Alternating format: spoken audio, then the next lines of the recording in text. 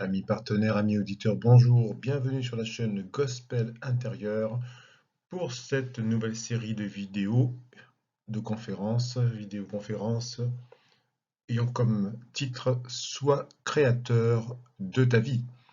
Il s'agit ici de partager avec vous une façon originale d'appréhender la spiritualité pour la mettre en pratique de façon très pragmatique. Donc il ne s'agit pas encore une fois de nouvelles théories, mais de choses parfois très anciennes, mais toujours d'actualité, car il n'existe qu'une seule humanité, et donc autant mettre en pratique le savoir qui existe de toute éternité. Et pour commencer cette question, qu'est-ce que la spiritualité? Partons simplement de l'étymologie du mot spiritualité, du latin spiritus, qui désigne ce qui est relatif au souffle de vie, qui désigne l'esprit, qui désigne un principe qui est le principe de vie, et ce principe est d'ordre immatériel. Le principe de vie, si on devait un peu en parler, on dirait que c'est un principe qui est à l'origine de tout ce qui vit, tout ce qui existe, qui s'exprime dans tout ce qui vit et donc existe, aussi bien d'immatériel, comme des pensées, des sentiments, des émotions, que matériel, par exemple comme toute matière qui se manifeste. Et ce principe de vie, que l'on ait conscience ou pas, il est en toute chose, y compris donc en chacun de nous. La pratique spirituelle est donc en fait, pour être simple et efficace, la mise en pratique authentique du principe de vie de l'esprit qui conduit à la manifestation orientée, aussi bien matérielle qu'immatérielle, de l'objectif de cette pratique. Et atteindre l'objectif, atteindre la cible, en particulier dans la pratique spirituelle, c'est quelque chose de très important à comprendre dans le sens que la vie elle-même nous invite chaque jour, à chaque instant, à du coup avoir un objectif à atteindre, ne serait-ce que se lever le matin, trouver sa nourriture, ses vêtements et trouver de quoi subsister. Et donc comprendre que atteindre la cible est très important et il va nous permettre, par la marche authentique de qui nous sommes, d'atteindre notre plein potentiel pour parvenir à accomplir cet objectif. Et pour être pleinement participant, eh bien, nous allons devenir pleinement et authentiquement créateurs de notre vie. En vérité, l'expression atteindre la cible fait directement écho au mot hébreu hatta. Ce mot hatta a été traduit dans les livres spirituels, notamment bibliques et d'autres, par le mot péché, le fameux péché. Et en fait, ce mot, à l'origine, n'a aucune connotation religieuse ou même spirituelle. Il désigne le fait de manquer la cible, ne pas atteindre son plein potentiel. C'est en ce sens que donc la pratique spirituelle est là pour justement rectifier le tir, pour atteindre l'objectif, les objectifs que la vie nous donne, que l'esprit nous donne, que l'univers peut parfois nous donner par inspiration. Et étant donné que je suis un esprit conscient, eh bien ma conscience, dans tout ce processus, me permet d'abord de comprendre qu'il ne peut pas y avoir de conscience authentique de ce que je suis, de qui je suis, sans mise en pratique véritable. Si je crois que je peux prendre conscience sans mettre en pratique, je suis comme quelqu'un qui a fait un cours d'anatomie et de physiologie sur la marche et sur la course, mais qui reste toute sa vie planté sur une chaise en disant, en se complaisant dans l'esprit, en l'esprit, et en se convainquant que puisque je connais la théorie, forcément, je connais la pratique, je n'ai pas à pratiquer. Alors c'est impossible. Pour connaître véritablement une chose, il faut la pratiquer. Et dans la pratique, c'est la pratique qui va éveiller toute la potentialité qui est en nous. Donc, comprendre véritablement que les capacités dont je suis conscient véritablement sont celles que j'utilise. Si je crois être conscient de mes capacités et que je ne les utilise pas, eh bien probablement que je me trompe moi-même. Et le fait que je sois une créature consciente d'elle-même va me permettre de connaître et d'expérimenter la vérité de ce que je suis véritablement. Et cette vérité va pouvoir m'affranchir, me rendre libre. Et ceci va me permettre, parce que je suis un être conscient d'exister, de marcher selon l'esprit de vie que je suis, comme nous allons le voir. Par la pratique, par la mise en pratique authentique de qui je suis, eh bien, je vais découvrir que plus je suis conscient de qui je suis, moins il y a d'efforts à faire, puisque effectivement, la pratique va me faire, au fur et à mesure, exprimer tout mon potentiel.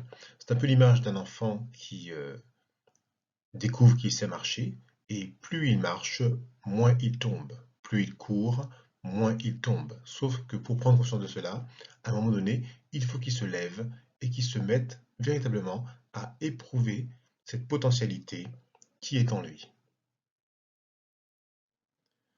C'est un peu l'idée qu'on le retrouve dans ces expressions assez connues qui sont le fameux lâcher prise, la loi du moindre effort, ou même l'expression qu'on peut retrouver dans la Bible quand on vous parle et qu'on vous dit que ces choses-là sont pour ceux qui sont comme des enfants. Il ne s'agit pas d'une innocence, mais simplement d'une mise en marche qui conduit progressivement à une sorte de détachement par rapport à l'effort initial qui, au fur et à mesure de la pratique, va, comme qui dirait, devenir de plus en plus naturel.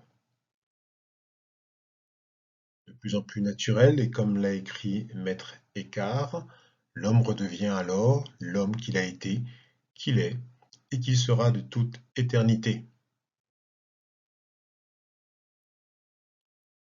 Mahatma Gandhi, lui, a écrit ceci, ou a dit ceci: chaque moment de votre vie est infiniment créatif et l'univers est infiniment riche. Il suffit de formuler une demande suffisamment claire, et c'est là l'enjeu, et tout ce que votre cœur désire doit venir à vous.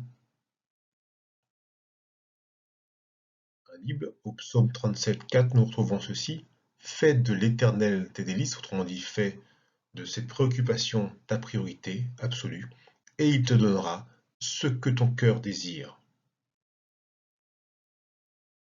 Deux choses à considérer de très importantes. La première, c'est qu'il ne s'agit pas d'une compétition. En effet, même si plus tard nous allons vous proposer des façons de mettre en pratique cette authenticité, il n'y a pas de course à celui qui réussira le plus à manifester les choses, puisqu'il s'agit surtout d'être conscient de qui nous sommes, et donc au fur et à mesure que toute chose s'exprime de plus en plus naturellement comme une fontaine de vie qui est à nouveau libre de s'écouler dans tous les aspects de notre existence.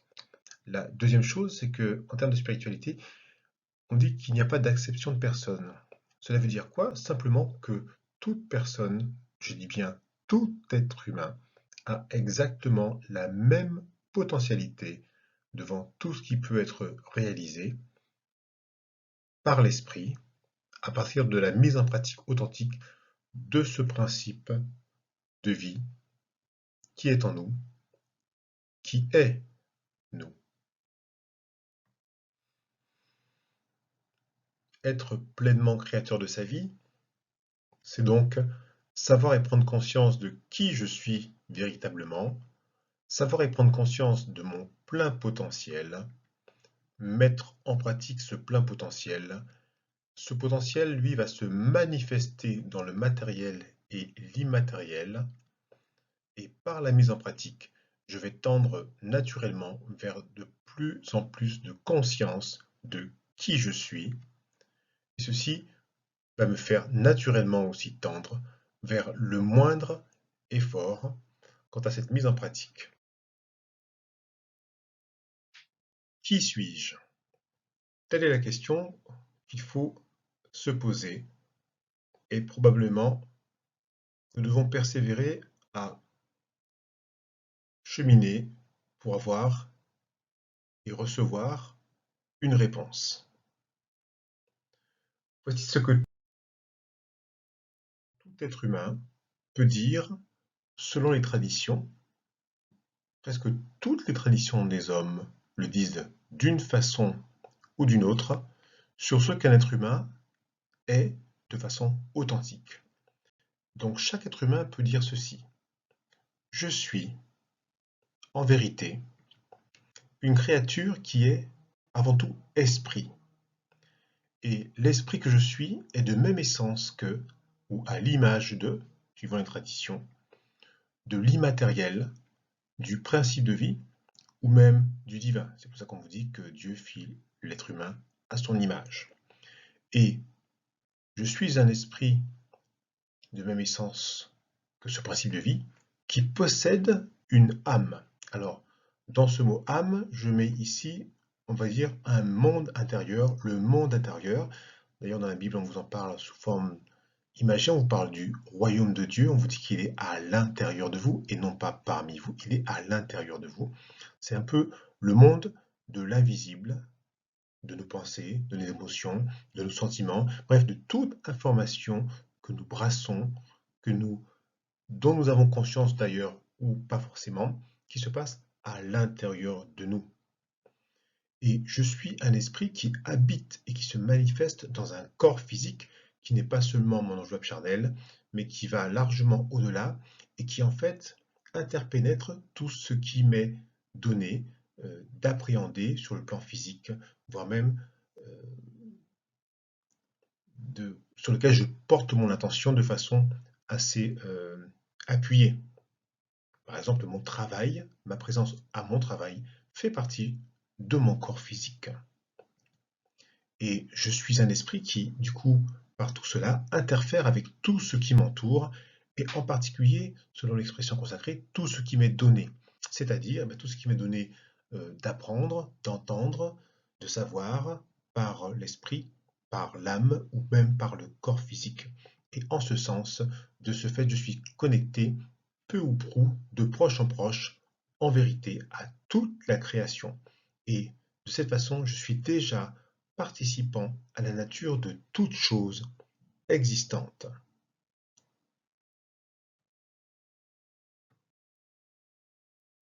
Ce que je suis, un esprit créateur, participant de ma réalité et même de la réalité, de toute réalité, à l'image du principe de vie, du divin même, selon les traditions. Et je suis, pour imaginer la chose, comme une goutte d'eau de mer qui a la même nature que l'océan dans son entière existence. Je suis comme le rayon de lumière solaire qui a la même nature que le soleil lui-même. Je suis par essence de même nature que la source de vie. Comment va s'exprimer mon plein potentiel? Eh bien, un peu d'anatomie et de physiologie, dirons-nous de façon très imagée. Prenons par exemple ce paysage comprenant en bas la terre ferme, avec sa vie manifestée, matérialisée. Au milieu, l'atmosphère météorologique que nous connaissons bien. Et au-dessus, au-delà, le soleil, le soleil. Dans ce système, eh bien, nous pourrions discuter un petit peu de façon simple et imagée, discuter donc des interactions entre les différents niveaux, et nous pourrions dire ceci. Quoi qu'il se passe au niveau de l'atmosphère, cela peut influencer ce qui se passe sur la terre ferme. Quoi qu'il se passe sur la terre ferme, cela peut influencer ce qui se passe dans l'atmosphère. Par contre, à aucun moment, ce qui se passe dans l'atmosphère ou même ce qui se passe sur la terre ferme ne peut a priori influencer la nature même du Soleil. Et pourtant, dans ce système, on va dire historiquement, même empiriquement, on peut dire que c'est le Soleil qui donne la vie sur Terre. Un peu comme si, dans son principe, le Soleil avait une action, déversait le principe de la vie sur Terre par son rayonnement, sa chaleur, ses cycles et compagnie. Bref, le principe solaire inonde le monde en dessous de lui-même pour que se manifeste la vie que nous connaissons sur Terre.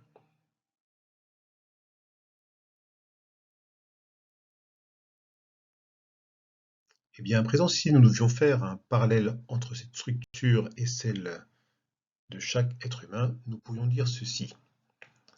La terre ferme a comme correspondance le corps physique et son rayon d'action, et au-delà. L'atmosphère météorologique a comme correspondance ce que j'ai appelé l'âme, qui correspond à ce milieu intérieur, ce monde intérieur, le siège de tous les changements parfois imprévisibles que nous connaissons bien. Et le soleil, autrement dit le principe source de la vie plus bas, est chez l'être humain justement ce que nous avons appelé esprit, ce que nous sommes, esprit, auquel est attachée une puissance créatrice à l'image des rayons solaires qui pourraient matérialiser le principe solaire de la vie qui se déverse plus bas. Et bien au niveau de l'esprit, il y a ce que est appelé le verbe créateur et sa puissance créatrice qui sont comme attachés à ce que je suis, ce que chaque humain est en esprit. Autrement dit, quand il y a esprit, en plus s'il est conscient, quand il y a esprit, il y a le verbe attaché à l'esprit qui déverse son pouvoir créateur, sa puissance créatrice sur tout ce qu'il y a plus bas, autrement dit sur le monde intérieur, le royaume intérieur de l'âme, et plus bas sur le corps physique et tout son rayon d'action, et bien au-delà. Système, nous devons savoir que ce qui est appelé le verbe peut être retrouvé sous une autre forme dans les textes notamment bibliques par exemple sous forme de la parole. Eh bien, il s'agit du mode opératoire de ce que je suis en esprit. Et ce verbe, comme je l'ai dit auparavant, est attaché à ce que je suis en esprit comme un attribut de chacun qui a une puissance en elle opératrice. Et d'une certaine façon, pour peut-être différencier un peu le parallèle avec ce qui se passe au niveau du Soleil et de la Terre, eh bien, au niveau de l'être humain, les informations remontent toujours du bas vers l'esprit, tandis que d'autres informations peuvent, comme qui dirait, arriver d'au-delà de l'esprit. Mais ça, c'est une autre question. La puissance créatrice appelée le Verbe, nous la trouvons sous une forme ou une autre dans diverses traditions. Dans la Bible, en Jean 1,1, on vous parle du Verbe ou de la parole, faite chair, qui correspond au personnage historique Jésus et ce qu'il représente, notamment dans son aspect christique. Le verset dit ceci, au commencement était le Verbe, et le Verbe était avec Dieu, et le Verbe était Dieu. Dans le Coran, en langue arabe kalamula, attribut divin de la parole, c'est une traduction, on trouve aussi le mot kalimat ula dans le Coran 471, la parole prononcée par Dieu, qui désigne là aussi le personnage de Jésus, ou kalimatum min, une parole venant de Dieu, dans le Coran 3,45. Dans le soufisme, eh bien là aussi, on parle un petit peu de Jésus qui est écrit que Jésus incarne le souffle et le verbe de Dieu. Dans l'Égypte ancienne, mythique, eh bien, nous avons un personnage qui est le personnage de Atum, qui est désigné comme créateur, forme d'existence qui précède celle de la vie et qui est le mode d'existence de tous les êtres de l'univers créé, y compris des dieux et des hommes. Et il est dit ceci à propos d'Atum, c'est que évoquer une chose est l'appeler à l'existence. Dans le bouddhisme, on vous parle de bija, on vous dit que c'est le verbe créateur, dans le cas du bija, verbe créateur avec le pouvoir de guérison, et dans le mot Aum, bien connu de ceux qui s'intéressent un peu à cette tradition bouddhiste, Aum, on vous dit qu'il contient tous les autres bijas. Il est désigné un peu comme le bruit du moteur cosmique, métaphore de l'origine ou de la cause de toute chose. Dans l'hindouisme, on vous parle de Vak, on dit qu'il est le verbe originel et créateur, qui est un attribut de Sarasvati, déesse de la connaissance. Dans d'autres traditions, nous trouvons ceci.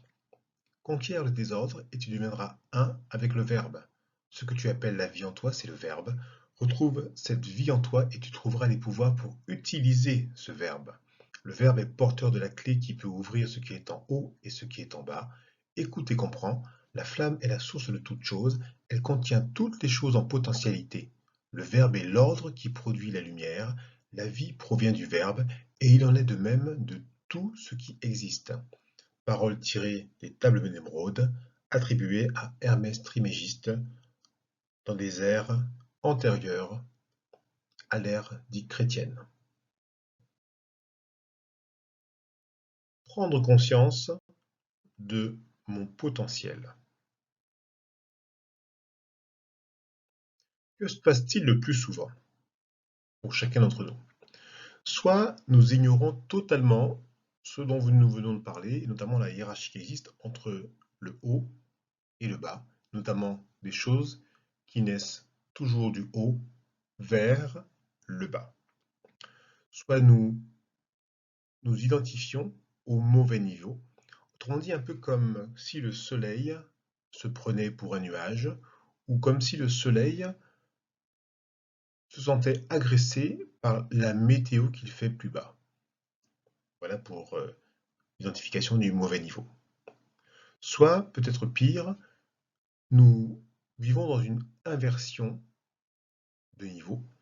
C'est un peu comme si donc le soleil croit qu'il vit sous le ciel, croit qu'il vit peut-être même sous terre, et donc a l'impression de subir tout ce qui arrive au niveau de la terre physique, du corps physique, au niveau de l'atmosphère météorologique, et donc de l'âme. Bref, inversion de niveau.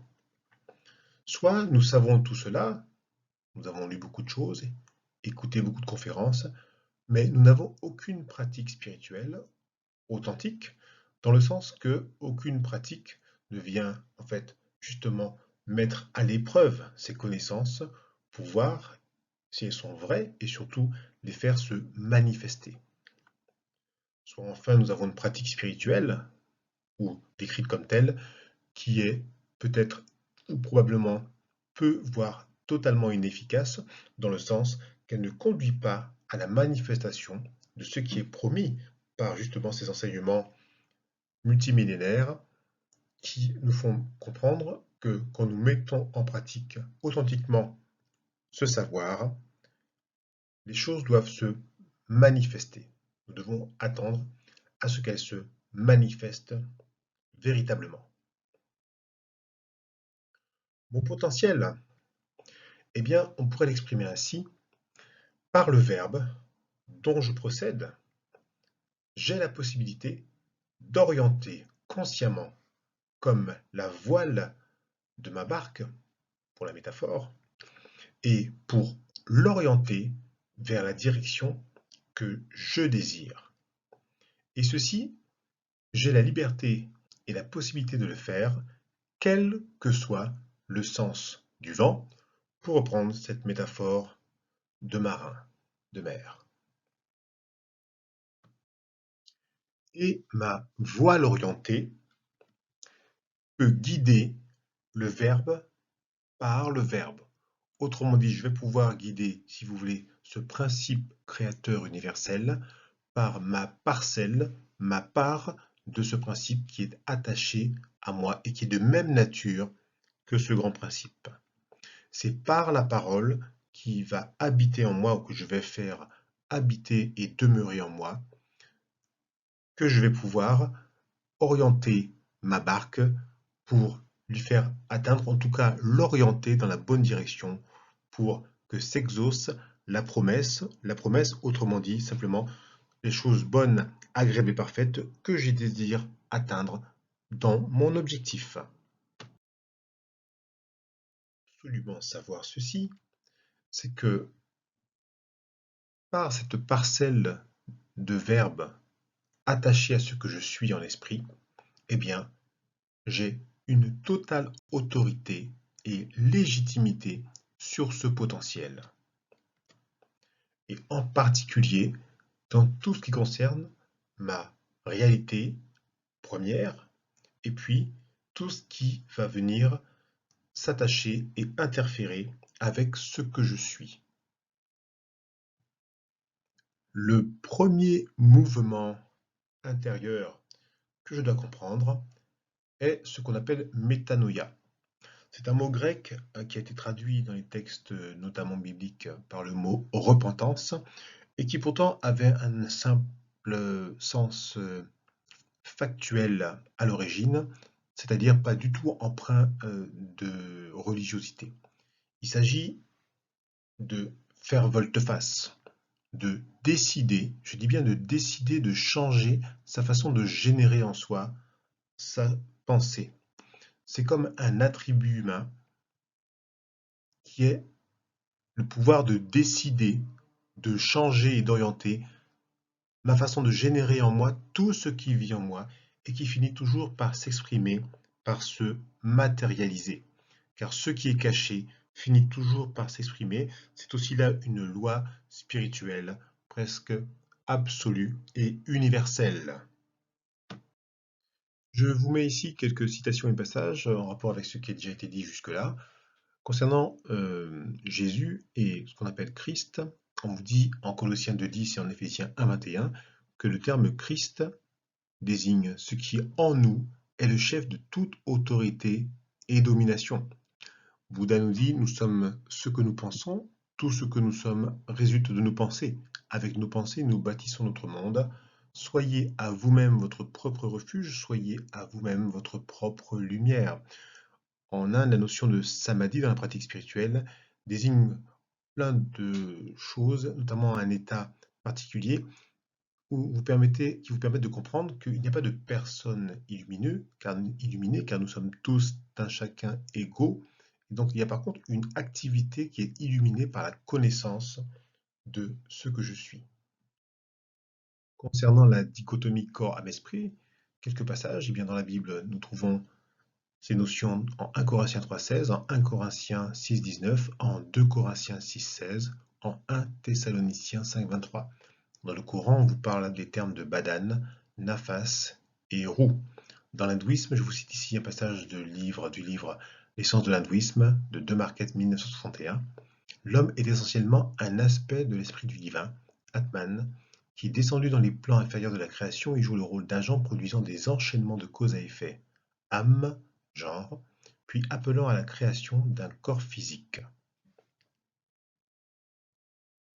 Eh bien, passons maintenant à la mise en pratique. Tout d'abord, quelques éléments supplémentaires pour bien saisir de quoi il s'agit quand nous parlons du verbe. Prenons ce paysage avec ces plantes. Imaginons et choisissons un arbre. Disons que c'est un arbre fruitier qui fait par exemple 7 mètres de haut. Quel que soit cet arbre que nous choisissons, a priori, nous partons du principe qu'à l'origine, cet arbre s'est développé à partir d'une graine. Et cette graine, une fois mise en terre, s'est développée et a donné l'arbre adulte. Bien pour comprendre ce dont il s'agit, notamment du verbe qui habite toute chose, y compris donc l'arbre et même y compris la graine qui a été plantée, il faut imaginer ceci. Cette graine, tant que je la garde dans ma poche ou dans un placard, il ne se passe rien. À partir du moment où je décide de la mettre en terre, je vais la mettre dans une situation favorable au déclenchement d'un programme. On peut imaginer que donc dans cette graine, il y a un programme qui va être déclenché par sa mise dans des conditions favorables à l'exécution de ce programme.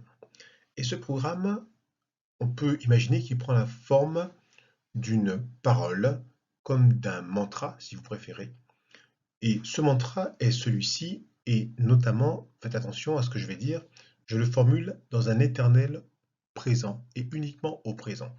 C'est un peu comme si, pour illustrer le verbe, je peux vous dire que dans cette graine que je vais planter, il est écrit ceci, comme un mantra, qui va se déclencher, qui va déclencher le programme, et qui va se répéter à l'infini, du stade de la graine jusqu'au stade terminal de l'arbre adulte, et jusqu'à même la fin de vie de cet arbre. Et ce mantra serait par exemple celui-ci. Je suis un arbre qui se développe, qui donne des branches, des feuilles, des fleurs et du fruit en sa saison, et qui se renouvelle encore et encore. Et quand c'est terminé, la phrase reprend. Je suis un arbre qui donne des branches, des feuilles, des fleurs et du fruit en sa saison, et qui grandit et croît encore et encore jusqu'à atteindre sa taille adulte. Et ce programme se répète à l'infini, sous la même forme, dans un éternel présent, et ceci du stade de la graine jusqu'à l'arbre final.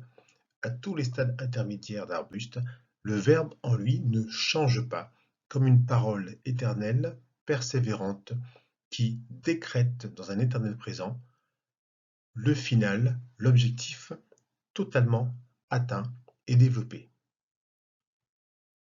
Eh bien, suite à cette comparaison, il faut comprendre que quand je fais métanoïa, autrement dit quand je décide de me mettre en marche pour changer ma façon de créer ma réalité, eh bien, je comprends ceci, c'est que je peux choisir ce qui m'habite. Autrement dit, je peux choisir la matière première, un peu comme qui dirait le terreau dans lequel va puiser en moi mon verbe créateur, pour que quand j'y mets une graine que je choisis, ce verbe puisse puiser dans ce terreau que j'ai choisi et donc orienté pour la création. Comment? Eh bien, parce que en tant qu'être humain, j'ai accès en moi à l'illimité, au divin, notamment par deux capacités qui me sont données naturellement en tant qu'être humain. La première est ma volonté, autrement dit ma faculté de vouloir, mon acte de vouloir, considéré en dehors de l'acte produit, autrement dit le fait que je puisse vouloir ce que je veux, tout ce que je veux, sans que personne ne puisse m'empêcher de vouloir par l'esprit tout ce que je désire. Ma deuxième capacité est mon imagination. Mon imagination est ma faculté de produire des images dans mon esprit, et ceci est attaché comme ma volonté, comme la volonté attachée à chaque être humain. C'est ma faculté de pouvoir créer en moi des images, et ceci non seulement à volonté, de totalement illimité en quantité et en qualité. Eh bien, sachons que toute pratique spirituelle authentique proclame par le verbe au présent. Pourquoi ceci? Eh bien, simplement, simplement parce que le temps n'existe pas en soi. Oui, le temps n'est qu'un processus de transformation d'un point A à un autre point, et ce temps, en fait, ce processus de transformation est orienté par notre attention. D'ailleurs, on trouve l'expression là où est mon cœur, là est mon trésor. Et les lois spirituelles, dont j'ai déjà parlé dans d'autres vidéos sur le site, ne sont là que comme des guides, comme des rails qui orientent et ou conditionnent la manifestation. Et ces lois spirituelles, nous sommes invités donc à y obéir, pas dans une sorte d'obéissance aveugle, mais tout à fait éclairée, dans le sens que quand nous obéissons aux lois spirituelles, nous défrichons le chemin pour qu'apparaisse, qu'advienne la manifestation de l'objectif que nous nous sommes donné sur le plan spirituel. Thibaut Damour, professeur à l'Institut des hautes études scientifiques, a écrit: la vraie réalité est hors du temps. Il faut imaginer comme des paquets de cartes les uns sur les autres. Les cartes sont comme des photographies du passé, du présent et du futur qui coexistent. Il n'y a pas quelque chose qui s'écoule.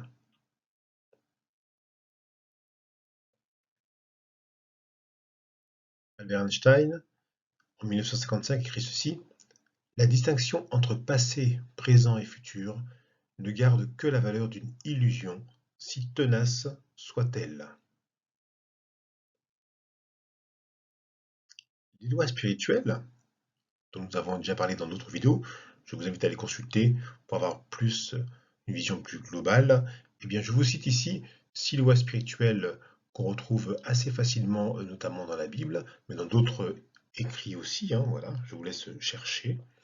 Ces lois, je vous les cite ici en les expliquant brièvement, sachant que nous y sommes déjà revenus longuement dans les autres vidéos sur le site, dans les playlists numéro 1, 2 et 3.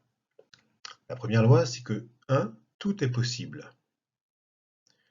Cette loi, quand je veux m'y ouvrir, il faut imaginer que je décide par métanoïa de laisser la porte ouverte sur l'infini de toutes les possibilités et donc la potentialité aussi que s'y trouve ce que je désire, même si cela ne me paraît pas possible.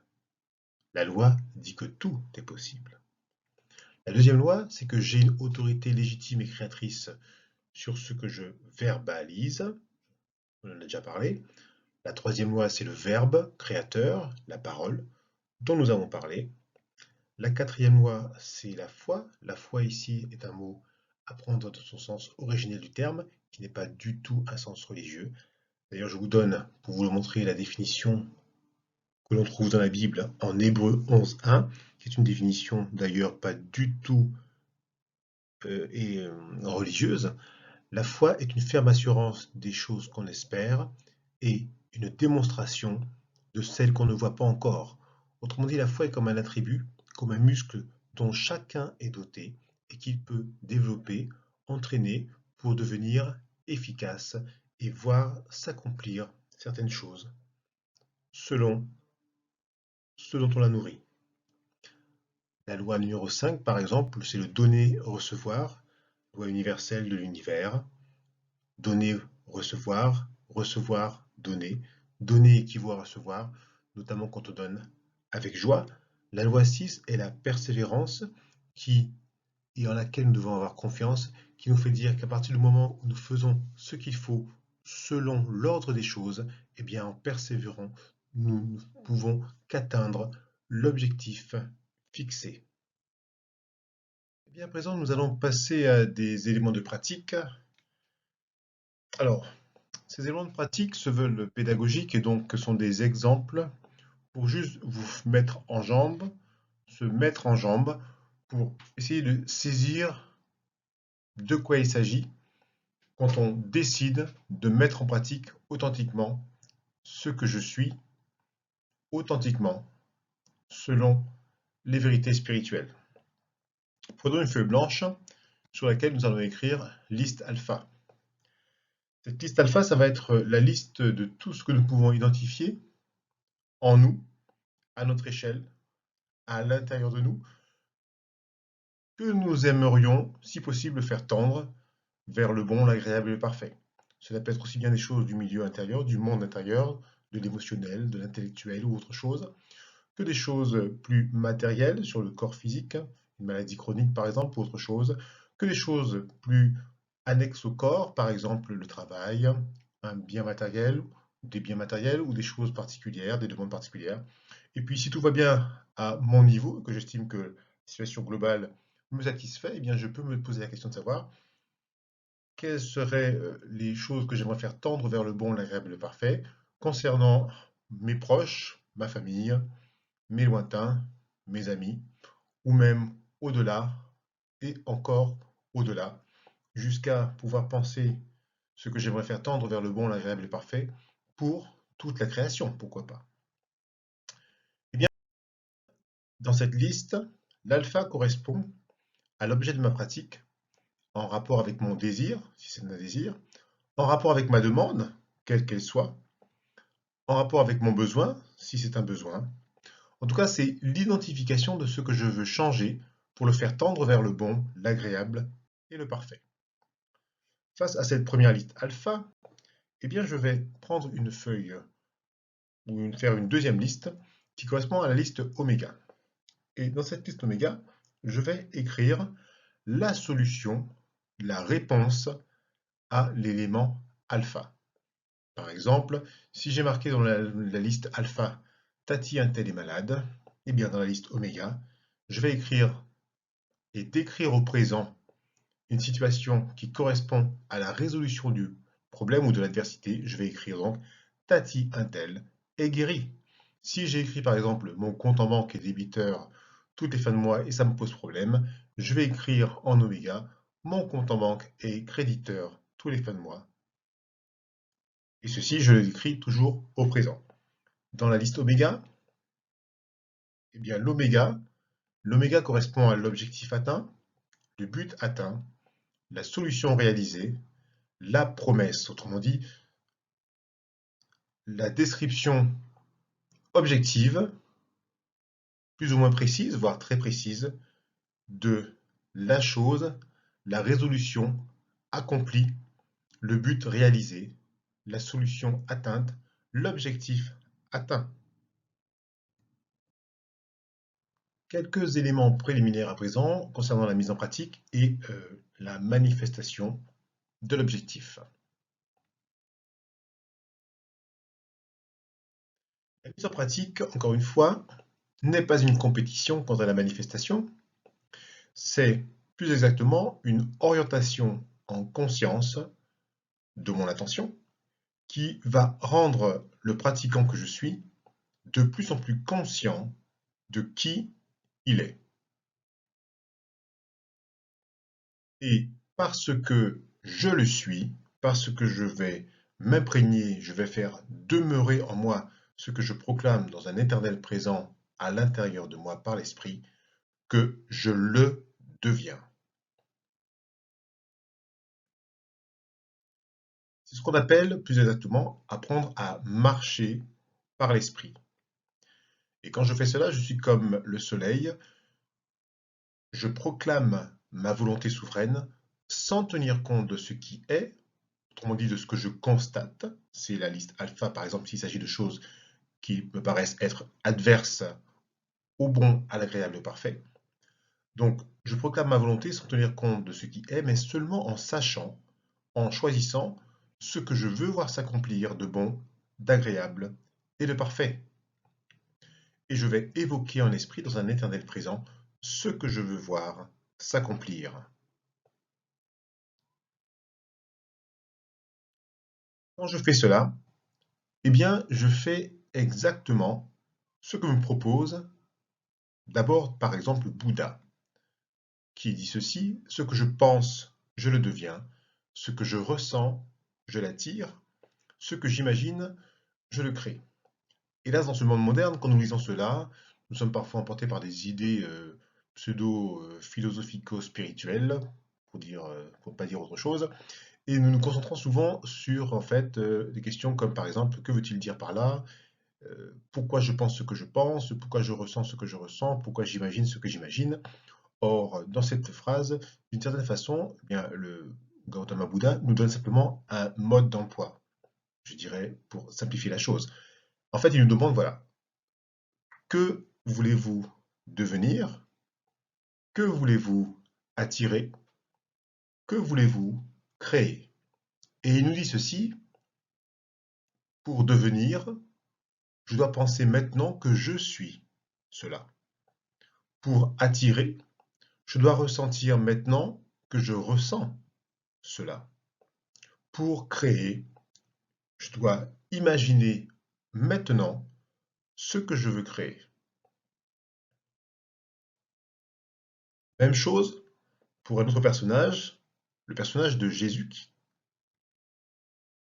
En effet, en Marc 11, 24 dans la Bible, nous pouvons lire, c'est pourquoi je vous dis, tout ce que vous demanderez en priant, croyez que vous l'avez reçu et vous le verrez s'accomplir. Autrement dit, tout ce que je demande en priant, je dois croire maintenant que je l'ai déjà reçu et je le verrai s'accomplir. Un autre personnage, par exemple Rumi, de son vrai nom Jalal ad-Din Mohamed Balkhi, dit ceci, la totalité de l'univers est contenue en vous-même, et cela est une vérité. C'est à vous-même qu'il faut tout demander. Pourquoi es-tu si émerveillé par ce monde alors qu'une mine d'or se trouve en toi? Ce que vous cherchez vous cherche. Il y a une fontaine à l'intérieur de vous, ne cherchez pas à l'extérieur avec un seau vide. Cet univers n'est pas à l'extérieur de vous, regardez à l'intérieur de vous-même. Tout ce que vous voulez, vous l'êtes déjà. Vous êtes né avec des ailes, vous n'êtes pas fait pour ramper, alors ne le faites pas. Vous avez des ailes, apprenez à les utiliser et envolez-vous. Savez-vous ce que vous êtes? Vous êtes le manuscrit d'une lettre divine. Vous êtes le miroir reflétant un visage noble. Cet univers n'est pas en dehors de vous. Regardez à l'intérieur de vous. Tout ce que vous voulez, vous l'êtes déjà. En Marc 11, 23, dans la Bible, nous pouvons lire aussi, si quelqu'un dit à cette montagne, ôte-toi de là et jette-toi dans la mer, et s'il ne doute pas en son cœur, mais croit que ce qu'il dit arrive, il le verra s'accomplir. Ce sont aussi les paroles de Jésus, dit Christ. Donc maintenant, nous allons vous donner une série de méthodes qui ont pour objectif, d'une certaine façon, eh bien, la pratique pour tendre vers l'objectif, autrement dit, la pratique de l'oméga. C'est-à-dire, c'est-à-dire que simplement, cette liste alpha que nous avons faite est une liste qui spontanément vient à l'esprit et viendra toujours à l'esprit tout au long de notre vie, un peu comme toutes les choses que nous voulons résoudre ou qui se présentent à nous, peut-être parfois sous l'aspect d'une adversité, mais qu'en fait nous sommes invités à penser pour probablement, si nous le désirons, les verbaliser pour les faire tendre vers l'oméga. Autrement dit, donc ces techniques décrites ici à visée pédagogique, juste pour pouvoir saisir de quoi il recourt, en fait, sont là pour nous faire comprendre qu'il faut porter toute son attention et tout son cœur, d'une certaine façon, à l'oméga et non pas se perdre dans les réalités ou le concret de l'alpha. Première méthode, la proclamation.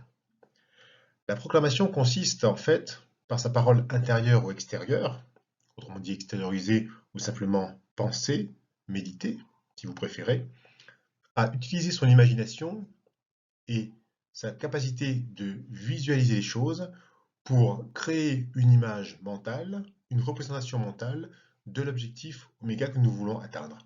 Et cette image, ce tableau que nous pouvons dresser comme sur une feuille blanche sur laquelle nous allons dessiner une scène qui décrit parfaitement la situation de l'oméga avec moi, je suis dans ce tableau, évidemment, eh bien, je vais le décrire selon toutes mes possibilités créatives, notamment par mes cinq sens, c'est-à-dire je vais imaginer ce que je peux voir, visuel, entendre, auditive, sentir, kinésique, peut-être sentir aussi par voie olfactive et goûter peut-être gustative. Bref, ce sont des techniques-là qu'on utilise largement en hypnose, mais qui en fait ont recours à ce genre de vérité, même si elles ne sont pas énoncées de cette façon. Et cette parole intérieure, cette image intérieure, cette création intérieure comme un tableau intérieur que je vais faire, je vais la développer comme pour créer un ressenti global dans un éternel présent qui va constituer une sorte de pattern, autrement dit un motif, que à chaque fois que je vais, ou plutôt à chaque fois que l'alpha va se présenter à moi, eh bien en face j'aurai cet oméga qui est déjà accompli, décrit parfaitement la situation oméga, autrement dit la situation totalement aboutie et résolue de l'objectif. Et à chaque fois que je vais rappeler à mon esprit ce pattern, eh bien, je vais être dans le remerciement, autrement dit, je vais tenter de ressentir pleinement la joie et le remerciement, de vivre pleinement dans cette image, pour l'instant, qui n'est que mentale, mais qui est réelle sur le plan de l'esprit, et je vais me réjouir d'une certaine façon de cet exaucement qui est déjà réalisé en l'esprit.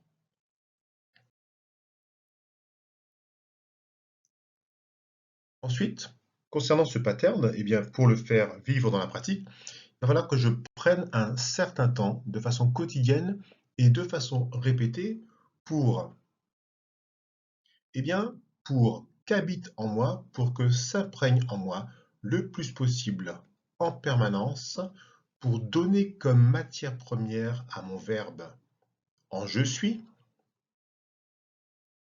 lui donner ce que je proclame au présent, mon secret, dans le secret de ma chambre intérieure, lui donner comme si c'était déjà accompli au présent, et ceci, ce que je lui donne, de bon, d'agréable et parfait, puisqu'a priori, cet oméga veut faire tendre l'adversité, ou en tout cas ce qui j'ai mis en alpha, vers le bon, l'agréable et le parfait. Deuxième méthode, la prière. La prière, un terme qui parfois évoque forcément une religion ou un culte particulier, en fait correspond à une certaine pratique qui souvent intègre, possiblement en tout cas, une puissance, parfois et souvent extérieure à nous, à laquelle on fait appel pour exaucer sa demande, sachant cependant qu'il y a bien sûr différentes sortes de prières, prières de remerciement, etc. Donc là, je parle de la prière on va dire, de demande, d'intercession. Et donc cette prière souvent est orientée vers une puissance qu'on invite à venir intervenir dans nos vies pour réaliser l'oméga. Eh bien, il faut savoir que dans toutes les traditions mystiques, religieuses ou autres, quand on reprend exactement ce que l'on nous dit de la prière, eh bien, cela revient à proclamer toujours la même chose, c'est-à-dire l'oméga, mais ici dans un esprit plus certainement orienté vers le remerciement à la puissance présumée extérieure qui est là pour intercéder en notre faveur. Et nous sommes là pour comprendre que nous devons proclamer de notre bouche intérieure comme extérieure notre foi, autrement dit notre ferme assurance dans la chose, que nous sommes déjà exaucés par cette puissance extérieure. D'ailleurs, pour illustrer cela, je vais vous mettre à présent la seule prière que l'on trouve dans un texte comme la Bible par exemple, qui est la fameuse prière du Notre Père, qui est celle-ci, Notre Père qui es aux cieux, etc. Alors, pour la lire de façon authentique, pour faire un moment de pratique authentique, il faudrait la lire ainsi. Père qui es aux cieux, ton nom est sanctifié, ton règne vient, ta volonté est faite sur la terre comme aux cieux. Tu me donnes aujourd'hui mon pain quotidien, tu pardonnes mes offenses, comme je pardonne aussi à ceux qui m'ont offensé. Tu ne me soumets pas à la tentation, mais tu me délivres du mal, car c'est à toi qu'appartient le règne, la puissance et la gloire pour des siècles et des siècles. Voilà. Vous avez remarqué que de toute façon, cette prière est à l'origine au présent. Je n'ai fait que la reformuler d'une certaine façon, mais telle qu'elle aussi, elle correspond à un esprit qui la sollicite l'action au présent de la puissance du divin. Dans une autre culture, vous avez la prière bouddhique pour le bonheur et le salut des proches, qui reprend le même aspect qualitatif, c'est-à-dire qui se formule aussi au présent, quel que soit l'objet de la demande. Exemple ici, que je reste dans l'allégresse, le bien-être, le calme, que mes professeurs restent dans l'allégresse, dans le bien-être, le calme, que mes parents restent dans l'allégresse, le bien-être, le calme, que mes prochains restent dans l'allégresse, le bien-être, le calme, que mes camarades restent dans l'allégresse, le bien-être, le calme, que les étrangers restent dans l'allégresse, le bien-être, le calme, que les personnes désobligeantes restent dans l'allégresse, le bien-être, le calme, que mes adversaires restent dans l'allégresse, le bien-être, le calme, et tout être reste dans l'allégresse, le bien-être, le calme. Vous remarquerez ici donc que tout cela est proclamé au présent, dans le sens qu'il ne s'agit pas de dire j'espère que, mais de proclamer véritablement que c'est ainsi que la chose est dans un éternel présent, dans ce que je proclame de mon verbe intérieur. Le Gayatri Mantra, un mantra indien très connu, qui dit ceci: Aum, le tout, énergie créatrice et universelle, source de toute lumière qui se manifeste dans les mondes physique, mental et spirituel, enflamme et inspire notre esprit pour que nous puissions posséder les qualités nous permettant d'accomplir les actions justes au moment prépice, toujours au présent. Loka samasta sukhino bhavantu, prière hindoue. Que tous les êtres soient heureux, que toutes mes pensées, mes paroles et mes actions contribuent d'une certaine façon, d'une certaine manière, au bonheur de tous les êtres, toujours au présent. Mantra Ganesh, hey chakra racine, réveille-toi et libère cette énergie de transformation afin que je puisse passer à travers tous les obstacles dans ma vie, toujours au présent. Troisième méthode à présent, la pratique des promesses. Alors la pratique des promesses se réfère à ce qu'on appelle les promesses, qui sont la formulation dans, par exemple, des textes spirituels, comme par exemple la Bible, la formulation de la volonté du divin pour tout homme, et qui correspond à quoi? Simplement au bon, à l'agréable et au parfait.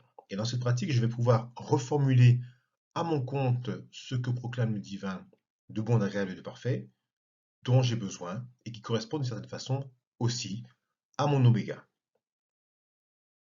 Par exemple, imaginons que j'ai des problèmes de santé, eh bien au psaume 103, il est écrit, mon âme bénit l'Éternel et n'oublie aucun de ses bienfaits. C'est lui qui pardonne toutes tes iniquités, qui guérit toutes tes maladies. Donc quand je pratique, je pourrais dire ainsi, mon âme bénit l'Éternel, je n'oublie aucun de ses bienfaits, que je reçois chaque jour par exemple. C'est lui qui pardonne toutes mes injustices, et donc je suis guéri de toutes mes maladies. En termes de prospérité, Philippiens 4,19 nous dit, et mon Dieu pourvoira tous vos besoins selon sa richesse avec gloire en Jésus-Christ. Je peux dire donc que le divin en moi, à l'image duquel je suis fait, pourvoit à tous mes besoins selon sa richesse avec gloire en Jésus-Christ. Autrement dit, grâce à la conscience que j'ai d'être fait à l'image du Jésus historique, c'est-à-dire à l'image du divin.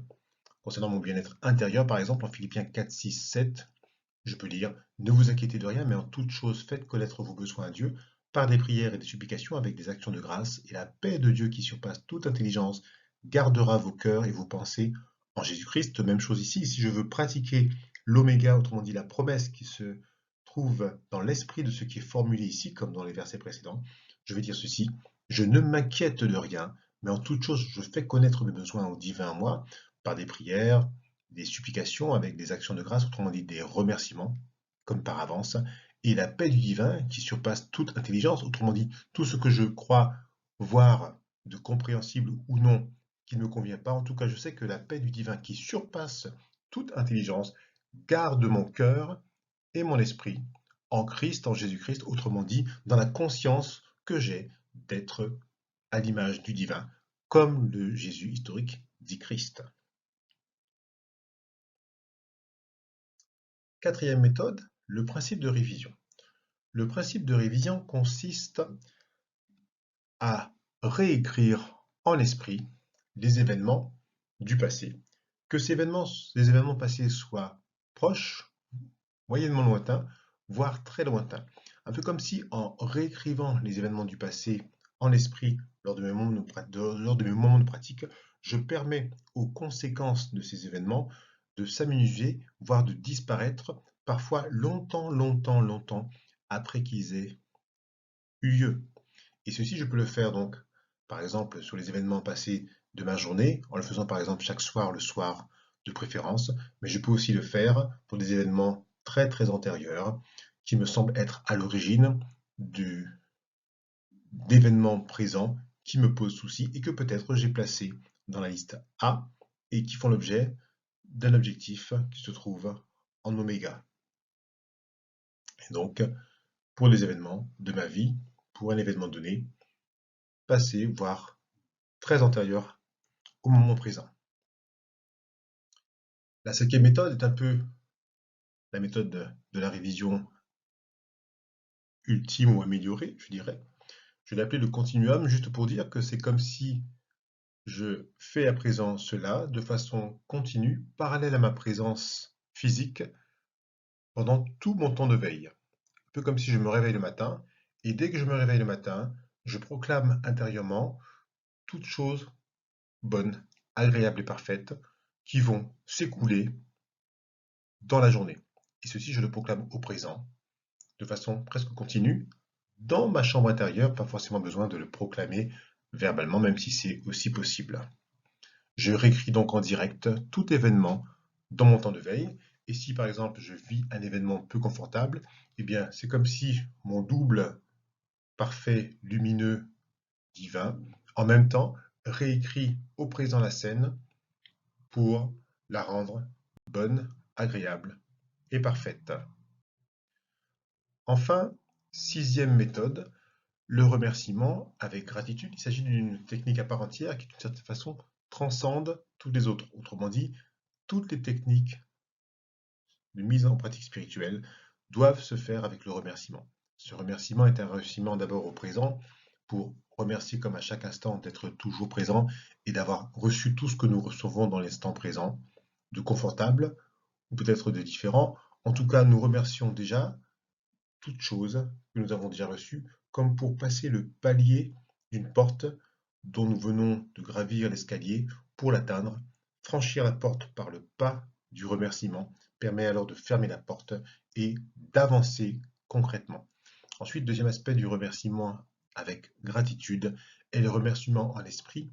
On remercie pour, comme qui dirait, l'oméga que l'on a décrit et dans lequel à présent on vit quand on est dans ce moment de pratique sacrée, c'est-à-dire mis à part, où je peux vivre pleinement la joie totale de l'accomplissement de l'oméga, même si c'est pour l'instant qu'en esprit. Quand et combien de temps vais-je donc faire cela? Eh bien, je peux le faire quand je le veux. Chaque instant est le bon moment et chaque instant sera toujours le bon moment. Préventivement et curativement, autrement dit, il faut savoir être prévoyant sans être inquiet, tel un guerrier qui aiguise son sabre en temps de paix. Autrement dit, les moments favorables, très très favorables à la pratique, sont les instants que l'on se consacre à être isolé dans sa chambre intérieure pour se poser et pratiquer cela. 3. Quand je le décide, autrement dit, personne ne peut le faire à ma place, même si d'autres peuvent pratiquer pour moi. 4. Aussi longtemps que nécessaire, comme un agriculteur qui prend soin de la semence en attendant qu'elle sorte de terre. 5. Jusqu'à la fin. Autrement dit, la fin, c'est la fin que je décide de moi de pratiquer. Et personne d'autre là aussi ne doit m'empêcher de définir la fin, car la fin, d'une certaine façon, normalement devrait être l'accomplissement de l'oméga. 6. Toujours dans le remerciement, on en a parlé, pour l'accompli chaque jour que je récolte, comme pour l'accompli dont je me réjouis déjà en esprit. 7. Autant de temps que je désire, sans oublier que c'est là une qualité qui compte, c'est la qualité qui compte et non la quantité. La dîme de mon être, dixième de mon temps de veille par exemple, est un prix qui est déjà extraordinairement formidable. Mais je commence là où je suis, à ma mesure. Autrement dit, je peux commencer à pratiquer quelques minutes par jour, matin, midi et soir, ou matin et soir, peu importe en tout cas. Par ce travail d'ordre qualitatif, je vais m'éveiller et je vais éveiller en moi une lumière qui va venir me donner de plus en plus soif et qui va venir véritablement étancher de l'intérieur toute ma soif spirituelle. Comment ça marche? C'est une question que beaucoup se posent et qui pourtant pose problème justement parce qu'il est possible que cela ne me regarde pas. Vous connaissez la phrase biblique d'ailleurs, les voies du Seigneur sont impénétrables. Eh bien, il faut savoir que c'est là une question qui est souvent cause d'échec. Effectivement, c'est comme une excuse pour ne pas se mettre en marche. Et certaines personnes, ou même chacun, je dirais même, peut avoir ce penchant de l'esprit qui veut à tout prix comprendre comment ça marche. Et en attendant de comprendre, parce que c'est parfois possible, peut-être, je ne sais pas, en tout cas, en attendant de comprendre, c'est comme si on avait là une excuse pour ne pas se mettre en marche, pour ne pas pratiquer.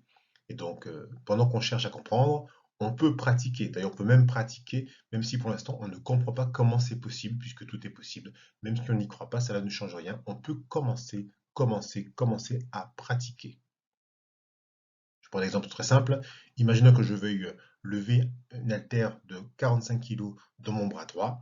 Eh bien, même si j'y crois pas, et que un entraîneur me dit, tu n'as pas à y croire, tu as juste à t'entraîner, donc tu peux t'entraîner, donc je peux m'entraîner, je peux commencer à m'entraîner, même si je n'y crois pas.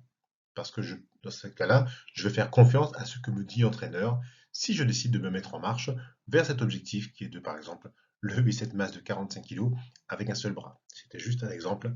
À vous d'extrapoler un petit peu pour des choses plus concrètes peut-être. Un conseil ici que je vous donne, on ne pratique pas pour le comment cela va se faire. Effectivement, si vous faites cela, vous allez peut-être perdre un peu, voire beaucoup de temps dans des choses intermédiaires, même si nous pouvons mettre des oméga intermédiaires pour atteindre l'objectif final. Mais le plus important, c'est l'objectif final que nous devons nourrir de notre présence par le cœur, par la pratique, parce que c'est l'objectif final qui va ouvrir le chemin pour nous transporter dans sa réalité. Et le comment de ce transport, même si nous ne savons pas comment il va se faire, c'est lui qui doit être le plus puissant et ce chemin doit être le plus disponible, ouvert pour nous recevoir dans la manifestation vers l'oméga. Le travail, c'est donc de proclamer au présent ce que je veux voir s'accomplir, se manifester demain. J'utilise pour cela toutes mes capacités qui me lient à l'illimité en moi pour faire vivre en moi la promesse, l'oméga. Je fais métanoïa, autrement dit volte-face, repentance. J'ai ma volonté, j'ai mon imagination qui me permettent de véritablement créer ce pattern mental qui va vraiment être la nourriture que je vais donner à mon verbe comme le terreau de ce que je veux voir s'accomplir pour demain.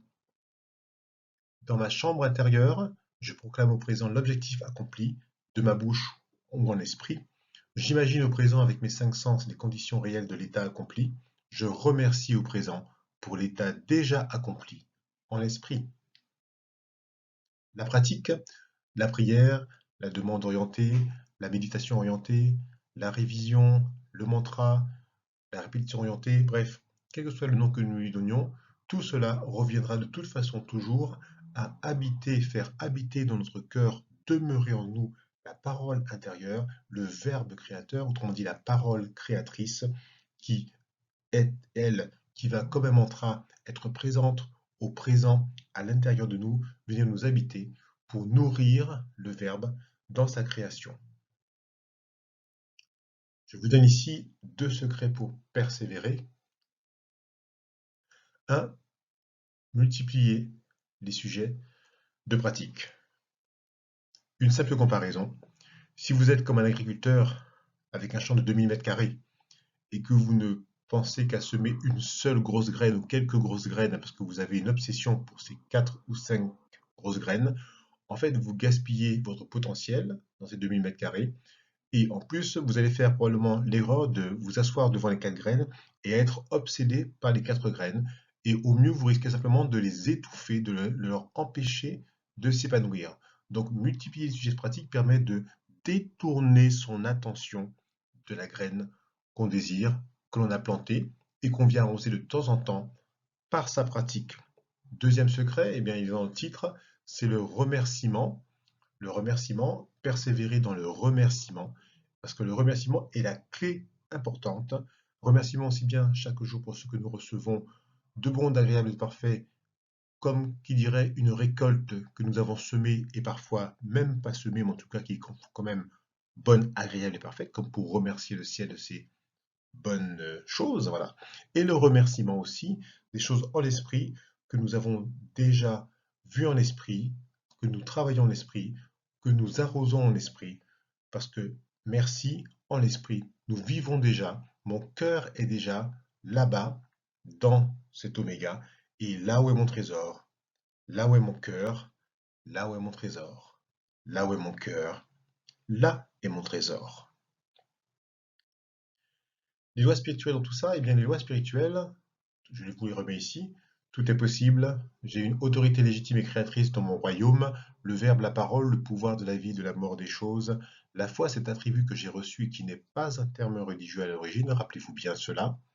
Le donner-recevoir, loi universelle, et la persévérance de la semence à la moisson.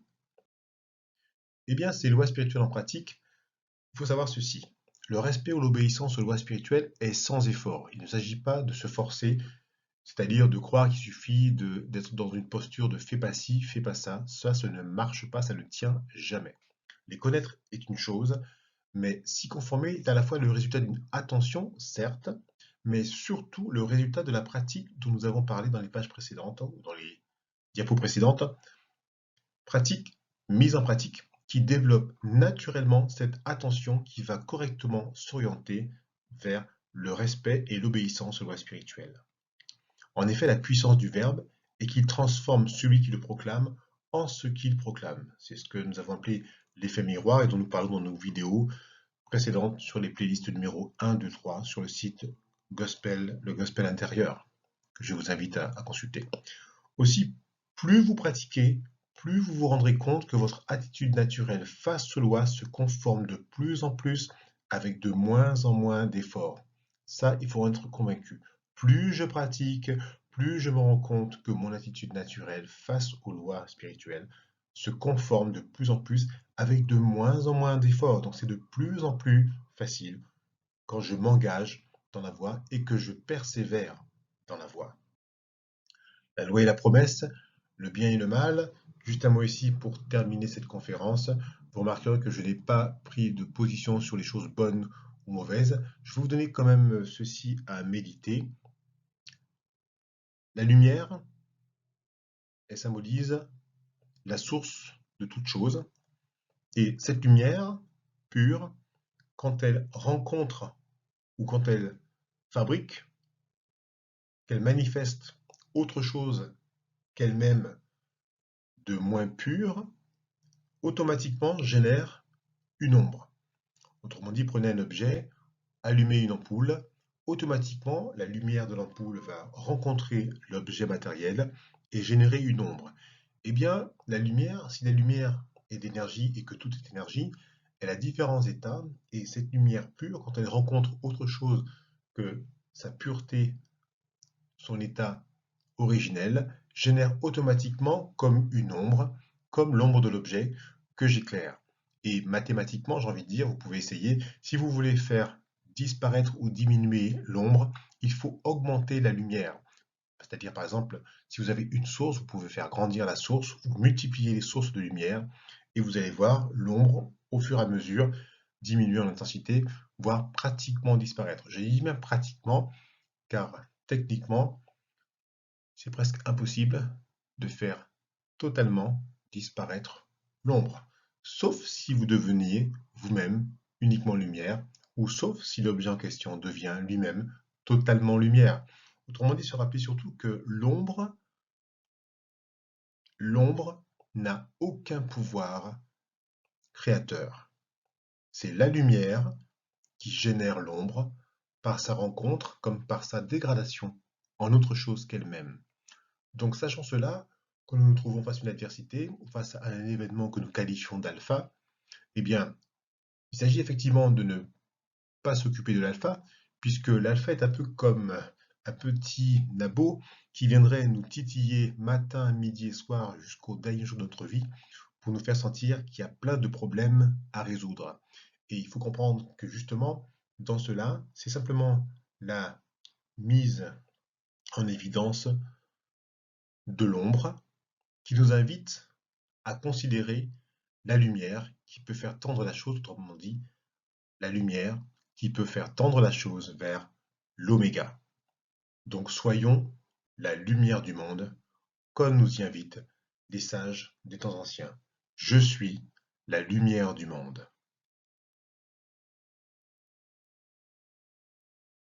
Fin de cette conférence, que vous pourrez écouter et réécouter.